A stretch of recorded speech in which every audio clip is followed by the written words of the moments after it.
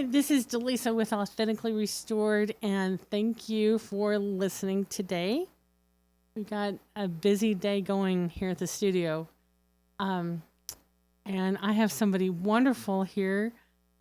You're going to hear all about something just incredible, and I'd like to introduce my friend Christy Hilbert.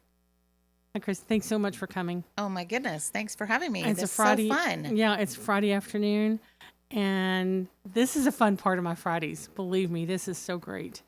I love meeting people and knowing their stories. And you and I had coffee not too long ago, and really found out a lot about you that I just thought, oh, I wonder if she'll say yes to the podcast. And you did. And I was just jumping up and down inside. I was so happy. Of course. If you know Yes. me at all, you know I like to talk. Well, we actually met a couple of months ago at a conference, and we'll talk a little bit more about that here in a Okay. moment. But during the course of our conversation, you told me a little bit about yourself. I'd like you to tell me how good God is. Wow. Like how many podcasts do we need to cover that? No. It makes me think of the verse, I think it's in Luke, where it says, all the books in all the libraries could not contain Right? what he's done. And that's so relatable because I feel like I don't even know where to start. He's Yeah. so exponentially good. And I feel like we have this ongoing inside joke because I'll pray, I'll know exactly what I need, I'll tell him what I need, and then he resolves it in a way that was so much better and nothing that I ever would have thought of. And then it's always like, oh, okay, look at you having a better plan. Look at that. Why does that surprise me always? Like I know better by now. So Right? yeah, he's so good and just continues to grow and expand our ministry and each one of us, and that's very humbling. That's amazing. So tell me a little bit about the initial ministry that you're in. So, Unleashing Possibility started 7 years ago, Mm-hmm. and it was just this God deposit of we need to have a leadership conference, and it needs to be specific to moms in difficult places. So, our initial focus was on single moms. Had been a part of all these different nonprofit organizations, and each one had a part in helping all kinds of people, especially single moms, but nothing was strategic for the moms themselves. And it's a little bit different aspect. You need people standing with you. You need people standing in your corner and filling in the gaps and making sure that you don't fall through the gaps. Sure. And so that's Challenging what it you, was. keeping you That's accountable. how it started, was just this God deposit of we need to get all these women together and equip and encourage each other and them. Right. And, I like to say, we're just a bunch of broken women that have been rebuilt. And now we find ourselves in the repair shop business. Right. So that's our favorite thing. Like Right. we know that people are going to have their feet knocked out from under them. Oh, yeah. But you don't have to go through things alone. Mm-hmm. And God has a purpose and a plan that he's unleashing in every moment. So even those moments that feel vulnerable and negative, he has something more. We just have to be willing to commit to look up and follow him to the other side of it. Wow, that is just so true. There we go. So true. I have 4 women around me most of the time. They're my 4 best friends: Cheryl, Dina, Tracy, and Renee. And if I happen to disappear or not have a good week or something, one of them will come and find me and pull me out, and we'll go for coffee or we'll go do something. They'll find out what's going on. They'll pray for me. They'll encourage me. They'll send me little encouraging words. And I do the same thing for them, just keep that connection around. But women, I think, value that relationship with each other quite a bit, don't you think? Yeah, and if you don't if have we it, learned nothing in 2020 except for the fact that we need our people, that boy, was driven home like never. But we need our people. we do. We're communal.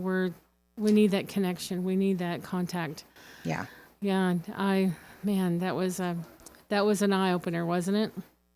Boy, and you said it Exactly. right. If anything else that the pandemic taught us, it was that we do need connection to other people. So, yeah. Well, I was telling you before we hit play or hit start record here that I loved every minute of that conference. It was in January, and it was Unleashing Possibilities, and it was a leadership conference. Right. So every person there had a purpose for being there. Yeah. And for me, I was just soaking everything up, and I was thinking to myself, all right, Lord, I'm hearing you. I need to get going, because as a journey coach, marketing is not my fallback talent. But I'm not bad at podcasting. I'm not bad at meeting people and networking, and I needed to get up and get going. And boy, that really hit home for me. So it was probably the best conference that I've been to in probably 10 years. And I know I've I told you love that. that. Thank you. Yeah, Yeah. it was so meaningful. So putting that all together, the speakers that you got, and just the people that came, about how many people attended that? We had over 97 women that day. I think we had more that initially signed up. That's always going to happen. Life happens. Sure. So we do have people fall off. But yeah, we had 97 that day. 97 women that left there having an impact made on their hearts.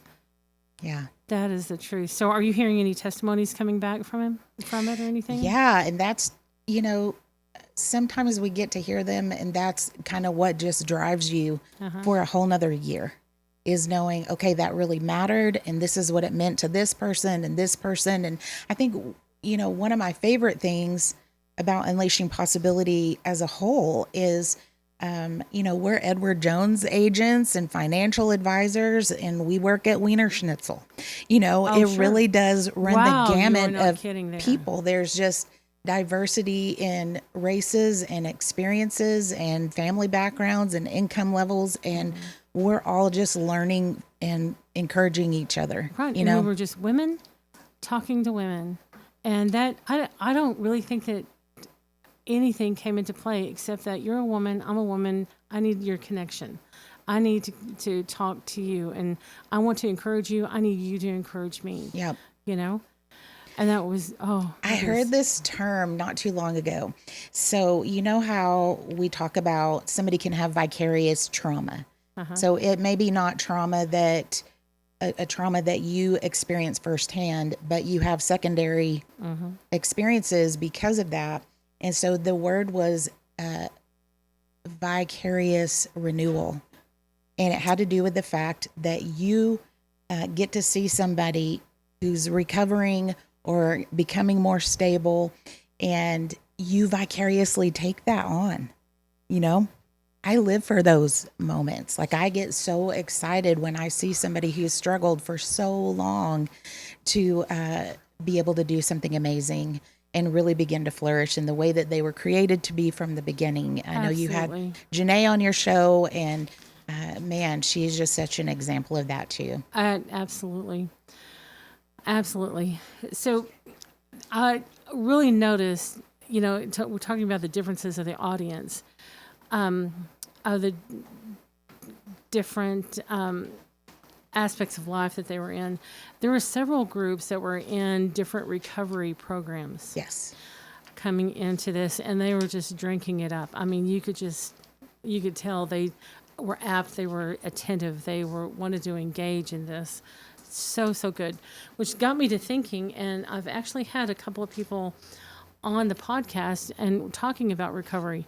Now, that's not something that I've had to deal with or direct family members or myself, but I have friends that have had that. So talking about vicarious trauma, I get it. I've had friends who've had children commit suicide or anything. So that's something that you can carry as well. So I'm so glad that this is an avenue that the Lord uses for healing. Wow. Yeah. And don't we all have that tendency to believe, we look at the exterior of somebody and think that they have it all together and they've never been through anything and they don't have any clue what it's like to be me or to have gone through what I've gone through until you get in these spaces and people start becoming vulnerable. And it's like, wait, what? Like, she's an attorney or she's whatever. But it doesn't matter. Like, we are all going to go through hard things. Sure. You know, that's just the way that it is. And we want to be equipped, and for those moments that we know we're going to have to go to war in, we want to be able to go to war and obliterate what needs to be obliterated. Sure. And sometimes I feel like the majority of that war is here in our own thoughts. You know, nobody does a better job of beating us up than us. Oh, boy, that is the truth. You know, I was taking a course, a communications course, the other day because I'm not the best communicator. We won't go into that one, but but in this course was how to start a conversation. Well, starting a conversation isn't necessarily difficult for me. How are you doing? We all have a automatic response to how are you doing? Oh, I'm doing great. Fine. Thanks. See you later. You know, that's an automatic response. But if I said, tell me what the most interesting thing in your day has been, and then a conversation can start, right? Yeah. So it also happened to steer away from those questions of, so what do you do? Yeah.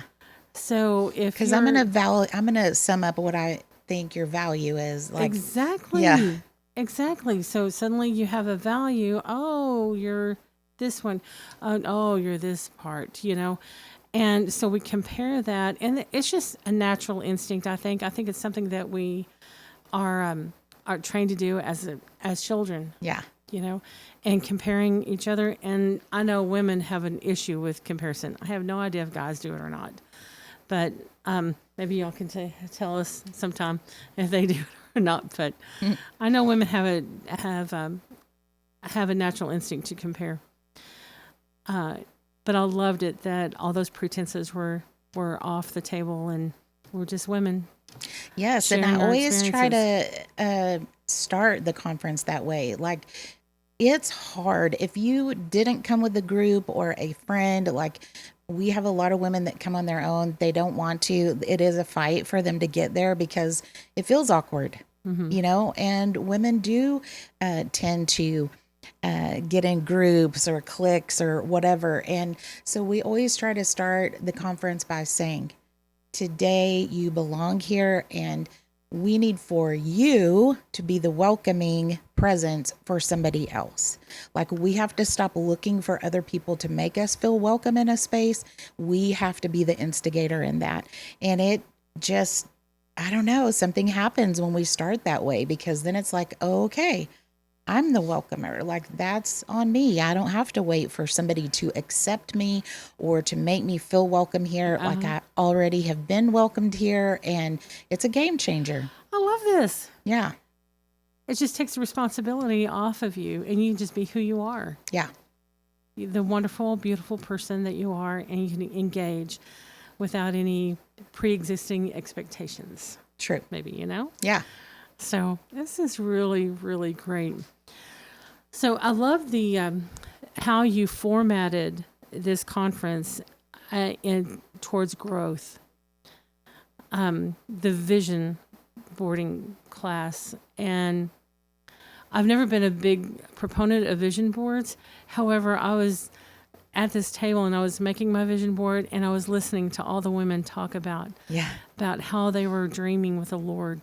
And I do a journaling class, and that's part of my class is let's dream with the Lord. God, what do you say about this? What do you want me to do in the next 5 years? Let's dream a little bit and start writing things down. And I thought, Lord, that's what this is all about. You're instilling your dreams, your vision for their lives, you know? Yeah.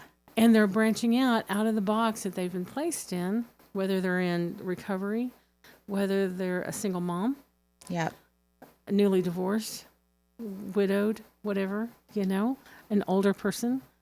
And we forget to dream, right? Like, we're trying so hard just to survive it all that we forget. We forget to dream, and we need to be able to set that time aside too, the Seroptimus Club, they do the vision boards, and they've done that for many years for us now, and it's always one of the favorite or most favorite breakout sessions. Yeah, it's so creative and Yeah. it's wonderful. There was the Anchored Life Academy, which I had Natalie Watkins on the podcast earlier and did beautifully, but just her statement, her testimony really brought a lot of hope to the. It did. Yes. And I love her tagline of sinking is not an option. You know? Yes. It's like, but I feel like I'm drowning, you know? Yes. There was several others that really made a big impact on me. I was really influenced by the desire the community wanted to be a part of this, because it wasn't just about who went to what church. Yeah. Or the church where it was held, right? It wasn't about membership and how to get more members here. It was about. Really is a United Nations of people and organizations that come together to make that a possibility. Yeah. You know, it's everybody standing in the gaps together, and that's what we're supposed to be and do, and holding each other's hands, promising that we'll be there for you. So, has there ever been a place in your life that this has been somewhat of a need in your life, maybe, and that you wished maybe you were at the point that you could actually have a journey or go to a conference like this and experience this kind of camaraderie with women? Or have you ever had that experience? Yes. 10 minutes ago when I pulled in the parking lot. I'm so sorry. That was my fault. No, yeah, of course. And I think it's fun in the planning because each one of the committee, that helps us to plan, they've had their own experiences and what they needed in those moments and what spoke to them in difficult moments. So it's a culmination of all of those things. This year, our theme was greater purpose. And just reminding all of us in a really difficult season for me, I feel like the Lord told me 3 things. It's bigger, there's more, and you have to keep looking up, right? Because our inclination is to look down at the problem and the thing that's the obstacle, and it's so big and it's overwhelming. Plowing through. Yeah. Sweat on your brow. And I just felt like he was telling me, no, eyes on me. You got to keep looking up. And so that was the theme that we used through this particular conference. And it did come out, of a really difficult place for me. Uh-huh. So, yeah. So you had a reason for your passion in this. Absolutely. I was a single mom, the majority of raising my daughter, who's a part of the conference too. She's amazing. And your daughter, was she the happy, bubbly one? Of course. Yes. The redhead. Yes. The firecracker. Yes. Yeah. Loved every minute of her. Yeah, so I was a single mom for the majority of raising my daughter. And, there's all these moments that I think married couples don't think about, where you share these little tiny details and they don't mean anything to anybody else, but it's so entertaining to you because of your kid's nature or character. Mm-hmm. And just having those people in my life and not feeling isolated, I needed that, Sure. I needed that. And I don't think we have enough of it, whether you are a mom that's married or you're not.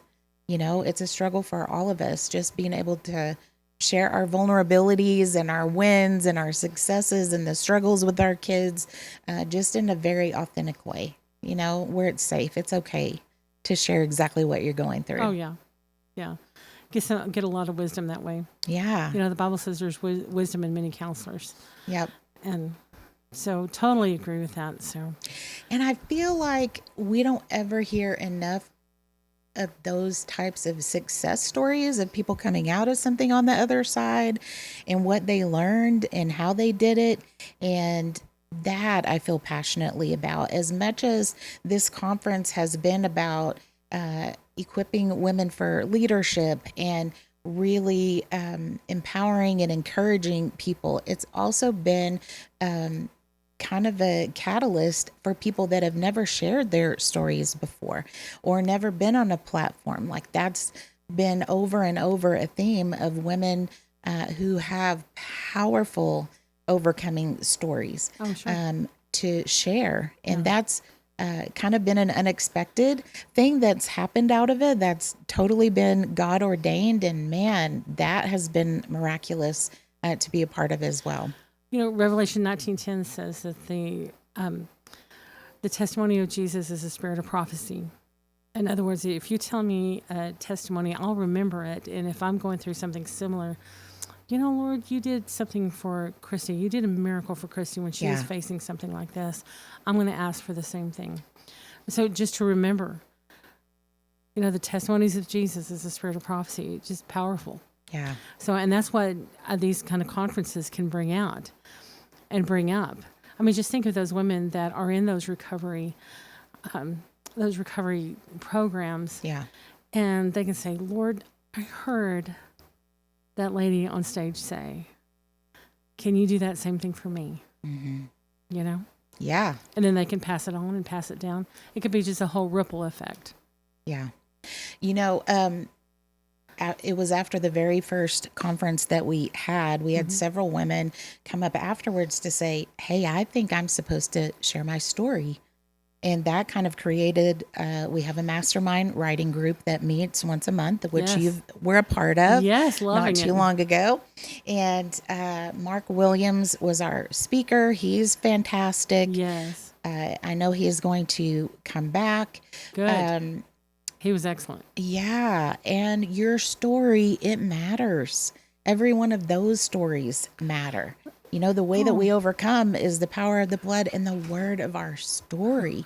So we have to be able to tell those. And that's been such a fun thing, that writing group, which we've done with Acts Community Center. They always allow us space, and Joy is fantastic at wonderful, making sure that we feel welcome and have snacks. And she's a powerful writer as well. So that's been amazing. And we never know who's going to show up.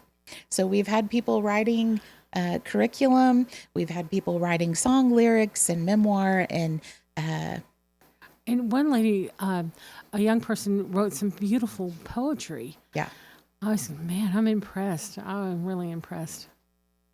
Yeah, it's good. Yes. Yeah. So are there anything else? Did anything else come out of these programs? Yeah, we have book clubs and Bible studies. Right now we're in the middle of a Bible study. It's the New Testament. So we meet every 2 weeks at Moore Church.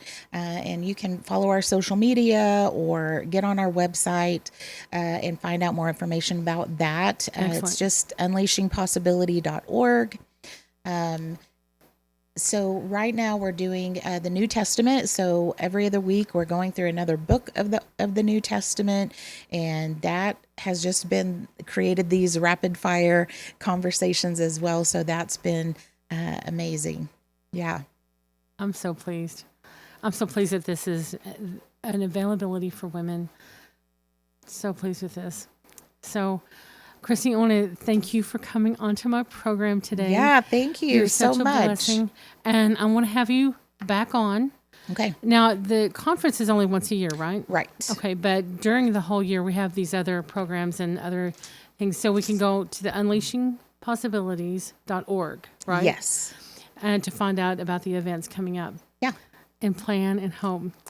So thank you so much for coming. We will do this again. We'll have you on again. Okay. And have some more fun, right? Yes, absolutely. Thank you. Absolutely. So thank you for watching today.